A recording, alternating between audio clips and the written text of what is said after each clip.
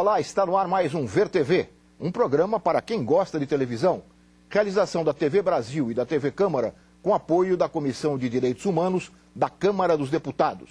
O Ver TV discute aqui toda semana o papel da televisão na sociedade brasileira. E você é sempre o nosso convidado.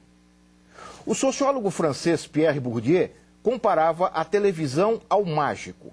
Para ele, ambos chamam a atenção do público para o supérfluo, escondendo o essencial. Aquela mão do mágico que abana o lenço sobre a cartola atrai todos os olhares, que não veem as moedas ou a pomba sendo retirada sutilmente da outra manga. O futebol na Copa do Mundo não seria aquele lenço que distrai o público? Por que outros temas importantes para a sociedade não ocupam os mesmos espaços dedicados ao futebol? Essas são algumas das perguntas que nós faremos aqui aos nossos convidados de hoje. O Leonardo Pereira, que é historiador e professor da PUC do Rio de Janeiro. O Sócrates brasileiro, que eu vou apresentá-lo aqui apenas como médico. E o José Cruz, que é jornalista esportivo. Eu quero, antes de mais nada, agradecer muito a presença de vocês. Eu sei das dificuldades para chegar aqui ao programa, mas eu acho que nesse momento é importante a gente discutir algo que a televisão, em geral, não discute, que é esse papel da televisão num evento como esse da Copa do Mundo. Mas antes da gente começar aqui a nossa conversa, eu queria mostrar alguns dados compilados pelo nosso companheiro Carlos Molinari sobre a audiência televisiva nas Copas do Mundo. Vamos ver. Impossível calcular quantos bilhões assistiram a essas imagens. A Copa do Mundo, mais do que um evento esportivo, é um momento em que várias pessoas se juntam à frente da televisão. Na Alemanha, há 4 anos, a audiência dos 64 jogos totalizou 26 bilhões de pessoas em todo o planeta. Este ano, a meta é ambiciosa, chegar a 30 bilhões. Mais pessoas ficam ligadas na Copa do que nas Olimpíadas ou na Fórmula 1, por exemplo.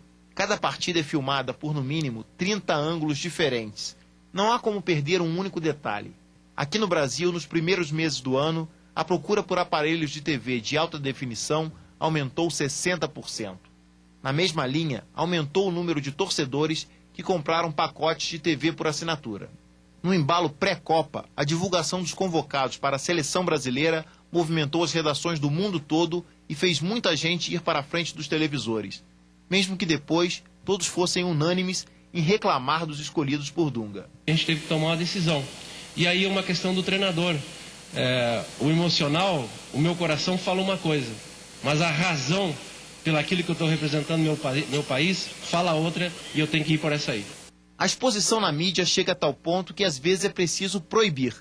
Este ano a CBF vetou que os treinos fossem transmitidos ao vivo. Falta pouco. A partir do dia 11 de junho, vai ser difícil achar quem não pare para assistir alguma partida do Mundial. Ah, tem quem vai desligar a televisão sim. Ronaldinho Gaúcho, preterido por Dunga, já anunciou. Gosto mesmo é de jogar, não de ficar vendo.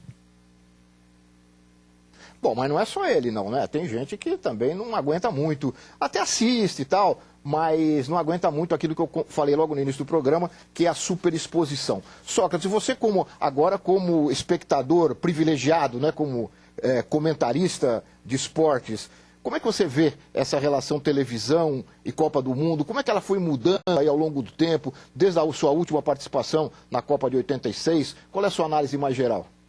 A Copa do Mundo é um super evento, né? Quer dizer, obviamente que isso chama a atenção de uma população bastante grande e a televisão acompanha esse interesse, porque, na verdade, geralmente tem uma visão mais comercial do processo, e menos, digamos, espetacular, menos ligada à arte, menos ligada ao processo educativo que o futebol eventualmente pode nos oferecer. Então, acho que é relativamente proporcional o interesse do público através da televisão para o evento. Será que na história do ovo da galinha, eu vou até aproveitar e fazer essa pergunta para o Leonardo, para o Cruz. Será que é o público que adora a Copa do Mundo, que acompanha a Copa do Mundo e a televisão por isso acompanha, ou é a televisão que superdimensiona o espetáculo e cria um público cada vez mais aficionado? Dá para a gente responder essa pergunta? Leonardo, você estudou o início lá da história do nosso futebol, do futebol carioca. Isso já sempre foi assim? Essa grande curiosidade, no começo era uma curiosidade em torno do futebol? Pois é, eu acho que nesse caso dá para caracterizar muito claramente, como falou Sócrates agora, que o interesse pelo futebol, o interesse pela Copa do Mundo é que move as televisões a dar uma cobertura tão grande assim ao evento. Porque mesmo antes da televisão se constituir como grande veículo de massa, o futebol já era um meio de chamar a atenção do público de uma maneira muito intensa em outros veículos. O rádio, na Copa de 38, já atraía multidões, eram poucos rádios ainda, e as imagens mostram multidões em torno de cada rádio para tentar acompanhar a cada partida. Na Copa de 38 também o cinema passou a representar trechos dos jogos do Brasil e enchia sempre os cinemas com esse público. Então, o interesse já existia antes da televisão. A impressão que eu tenho até que o interesse por eventos como esse futebol ajuda a alavancar a televisão como veículo de massa. Né? E aí o Cruz? Então, juntar, pode, inclusive com a sua experiência em jornal também? Não, pelo que o Leonardo falou, de fato, a minha primeira Copa foi de 58, que eu acompanhei. E nessa Copa, eu me lembro bem, era rádio de pilha, quando o transistor era a grande revolução na tecnologia, e a gente com o radinho acompanhava a seleção brasileira na Suécia. E no dia seguinte queríamos ver o que os jornais diziam sobre aquilo. Eu morava no interior do Rio Grande do Sul e ia para a banca para esperar o jornal de Porto Alegre, que trazia a grande cobertura dos correspondentes que estavam lá. Então esse interesse sempre existiu. Eu venho acompanhando essa questão do esporte em geral e do dinheiro do esporte em geral e do futebol em particular, e tenho observado também esse aspecto que a televisão, ela, ao mesmo tempo que ela incentiva a uma maior procura do telespectador pela informação, nós temos que levar em conta o que diz o especialista em marketing, que o esporte provoca emoção e emoção vende. Essa é a palavra, emoção vende. E a televisão de olho na venda, no lucro, ela cada vez incentiva mais. E se forma esse ciclo. Por exemplo, na Olimpíada de 88 em Seul, não tinha Coca-Cola na Coreia. Coca-Cola, que é a grande patrocinadora olímpica, ela entrou com o seu produto em 88. Foi uma coisa espetacular. Havia filas na rua para chegar na máquina da Coca-Cola. Então, criou-se o consumo naquele momento ali, atraído por um grande evento, por um mega evento esportivo. Então, eu acho que essa questão do marketing, do dinheiro, da televisão e do público estão interligados e formam essa roda viva. Inclusive, o próprio veículo de comunicação, eles manipulam a emoção popular, né?